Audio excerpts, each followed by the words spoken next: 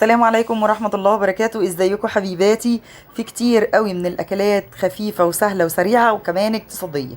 هعمل معاكم النهاردة البانيه الكداب او البتنجان بطريقة البانيه. حاجة سريعة وسهلة وطعمها حلو جدا، وكمان عملناه ب الفيجيتار الحار، فطعمه في منتهى الجمال. وصفة سهلة واقتصادية وسريعة زي ما انتم شايفين. الكمية حلوة قدامكم من 2 بتنجان وسط، وكمان طعمها كان في منتهى الجمال. يلا بينا نبدأ الوصفة سوا مع بعض. اول حاجة جبت على فكرة ما كنتش هصور لحد اخر لحظة، قررت ان اصور لكم الوصفة دي. جبت 2 من البتنجان الرومي معايا. بتختار البتنجان يكون لونه اسود غامق ويكون خفيف الوزن مش تقيل عشان ما يبقاش فيه بذر كتير. ده خليط من البقسماط اللي هو الريتش باك اللي انا بستخدمه، مع معلقتين من الدقيق، مع فيجيتار من الحار. وصفة حلوة جدا ومش مكلفة للغاية. البتنجان انا خدت عليه رشة من الملح، معايا كمان معلقتين من الدقيق لوحدهم.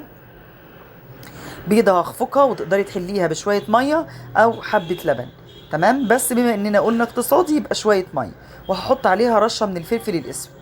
وايه اللي هعمله بقى دلوقتي؟ هبتدي ان انا اعفر البتنجان في قلب الدقيق وانزله في البيض، وبعد كده احطه في البقسماط او الخلطه الكريسبي بتاعه الفراخ دي، والنتيجه هتكون مبهره جدا، طعم ولون وكمان ريحه.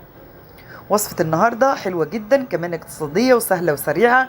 تقدري تستخدموها طبق جانبي جنب الأكل، وتستخدمي كمان طبق أساسي لغدا أو لعشاء.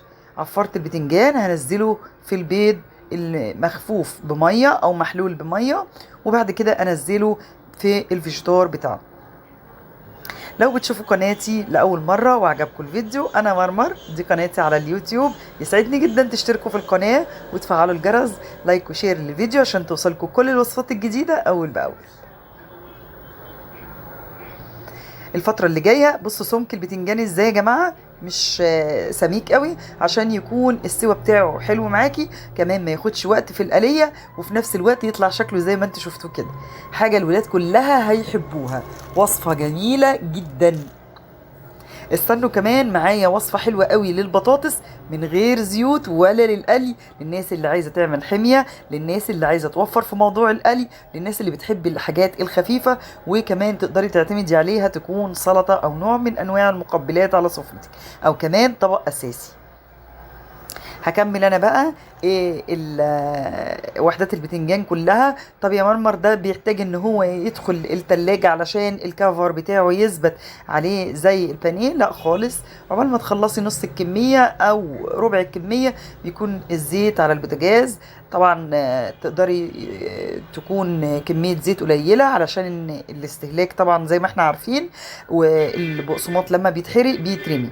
انا ليه بحط معلقتين الدقيق في الخلطة الاخرانية بتاعة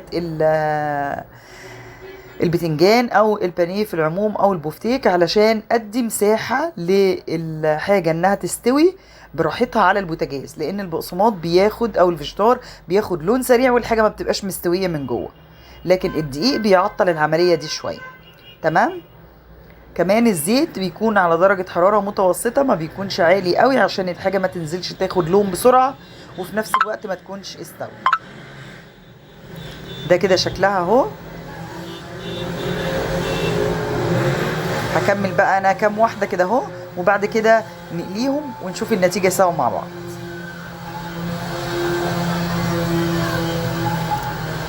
بتتفرجوا ومتابعين الفيديو لحد دلوقتي وما عملتوش لايك، اعملوا لايك يا جماعة عشان الفيديوهات تفضل تظهر لكم اول باول.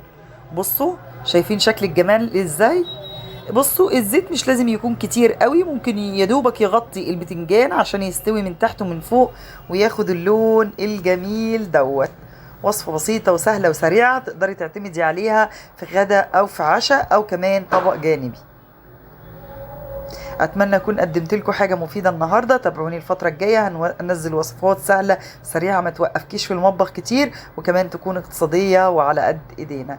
اشوفكم بخير، وصفه جديده من وصفاتي. بصوا بقى شكل البتنجان من جوه عامل ازاي، ابيض جدا مستوي خالص، ريحته كانت جميله وطعمه في منتهى الجمال.